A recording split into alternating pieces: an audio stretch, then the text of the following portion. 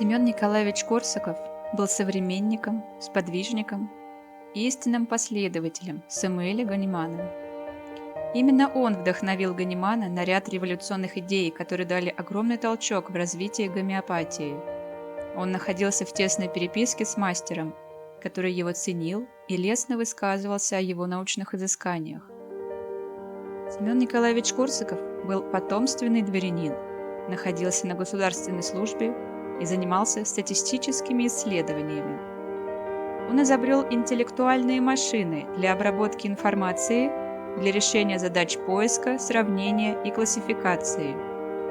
Его идея состояла в том, чтобы предложить широкое использование этих машин для всех, поэтому он не патентовал свои изобретения. Как настоящий ученый, который предвидел будущее, он писал: «С помощью интеллектуальных машин можно будет делать открытия, полезные во множестве наук».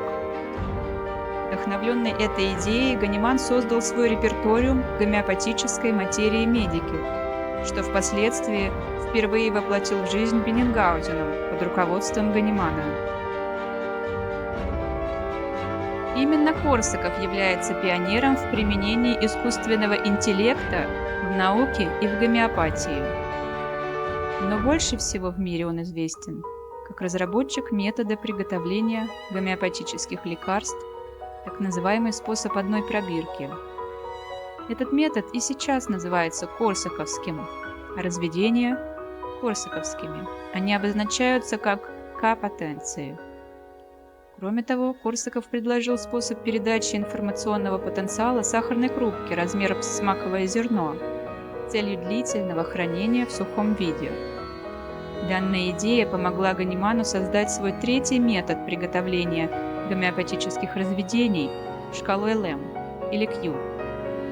Также это дало возможность сохраниться аптечке Ганимана, которой он лично пользовался до наших дней.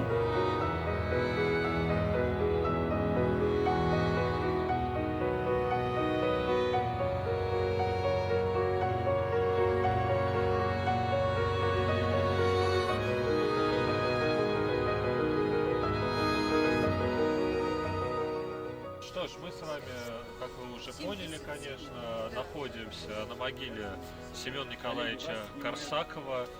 Семен Николаевич действительно был человеком очень талантливым, очень образованным, увлекался абсолютно всем, потому что, если посмотреть дневниковые записи, он свободно владел английским, немецким, на которых дома разговаривали, французским, они переписывались Корсакова исключительно французском, и весь архив, который хранится на сегодняшний день в Москве, ну, вернее, часть архива, переписки, она, конечно, преимущественно на французском языке.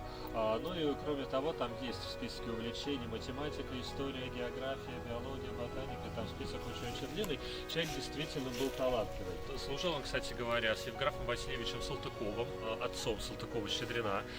Имение его находилось здесь недалеко, они состояли в переписке, в Москве они постоянно встречались, тот тоже был, кстати, достаточно образованным человеком. Мы с вами прошли через Тарусово, а вот эта река, эта сторона реки, это уже Тверская губерния была, это Троице-Вязники.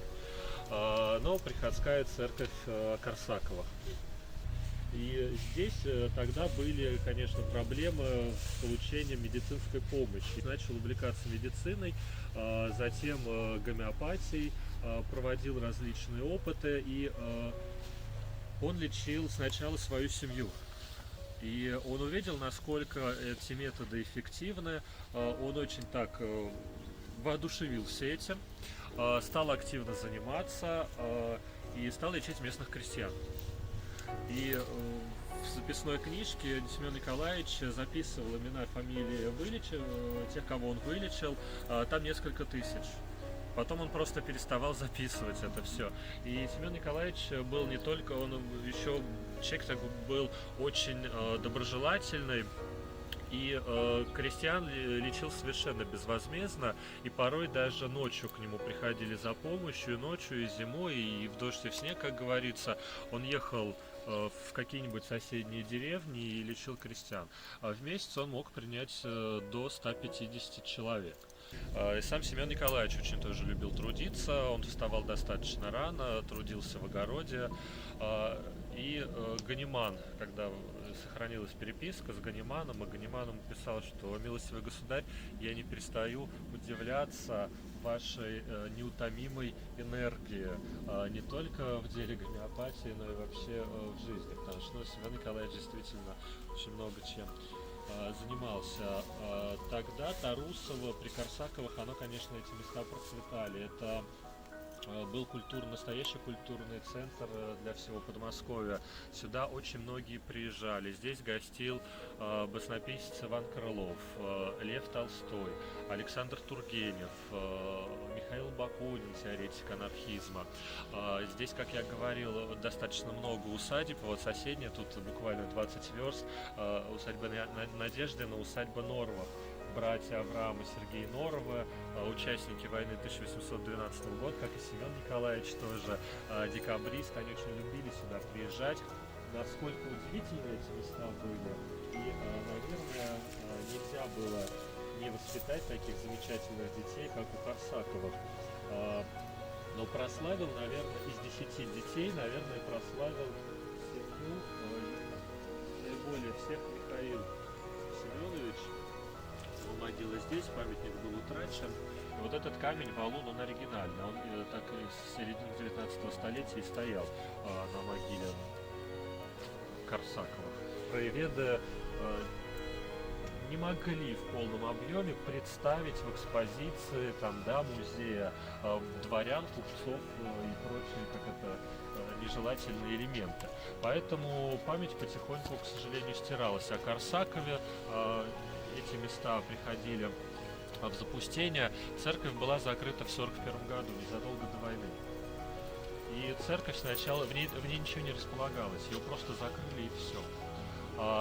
Даже в 50-е годы сюда школьники местные проводили различные экспедиции, в музее хранятся альбомы, где дневники такие они записывали, что когда пришли в эту церковь, то она была золотом, сверкал иконостас, но только на полу были разбросаны книги, то есть еще в 50-е годы церковь была полностью сохранена, а потом стали все это дело разграблять, рушить, и на сегодняшний день церковь дошла просто в ужасающем состоянии. Я еще помню там часть фресок, я помню свод над трапезной, который рухнул уже.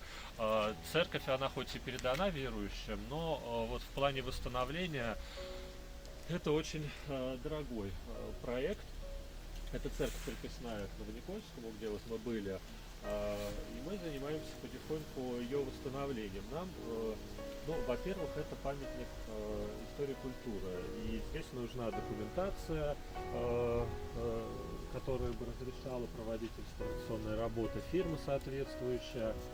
А это все достаточно долгий процесс и дорогостоящий. Но что нам удалось сделать за несколько лет, это, во всяком случае, укрепить свод центрального храма, покрыть свод и установить купола, шпиль с крестами.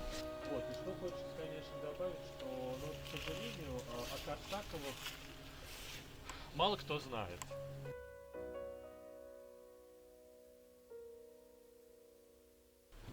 Благодаря Виктору Михайловичу мы сегодня здесь все собрались. Его заботам, трудам мы видим ухоженную могилу Семена Николаевича. Да, несколько дней ухаживали. Да. Тут все было в таком состоянии жутком. Если посмотреть на этот камень, там рядышком лежит. Этот камень был таким, как рядышком. Весь в плесени и оградку вы полностью сделали. Новую. Да, оградка была этим деревом в землю. И, конечно, мы должны вспомнить тот труд и вклад, который сделал Александр Васильевич Потудин. Семен Николаевич, благодаря Семену Николаевичу Корсакову, памяти о нем, именно Александр Васильевич Потудин первым поднял вопрос о отеческом наследии, который поддержал Владимир Семенович Мищенко. Он молодец, именно вложил душу в это дело. И еще, можно сказать, за 10 лет до сегодняшней нашей встречи уже было такое взято шефство над местом захоронения. Этим местом захоронения российской гомеопатической общественности. И поэтому сегодня мы возлагаем венок от лица российской гомеопатической общественности в дань уважения памяти Семена Николаевича Корсакова, его трудов, его наследия. Благодарим всех, кто сегодня присоединился к этой встрече и поддержал такое вот событие. День российской гомеопатии, мы уверены, станет традицией посещения в этой могилы Семена Николаевича Корсакова и его потомков. И перспективу надо прорисовать. Нам нужно вместе с другими заинтересованными лицами, чтобы здесь был памятник обязательно, чтобы это место было ухожено, достойно и восстановлена, естественно, церковь, которую они построили.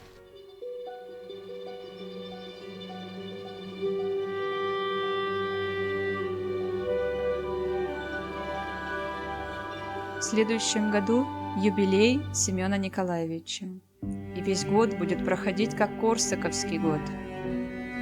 Российское гомеопатическое общество готовит специальную конференцию на 28-29 января 2022 года в Москве. Мы приглашаем все мировое гомеопатическое сообщество принять участие в этом событии и призываем организовать в течение года и другие гомеопатические мероприятия в честь Семена Николаевича Корсакова.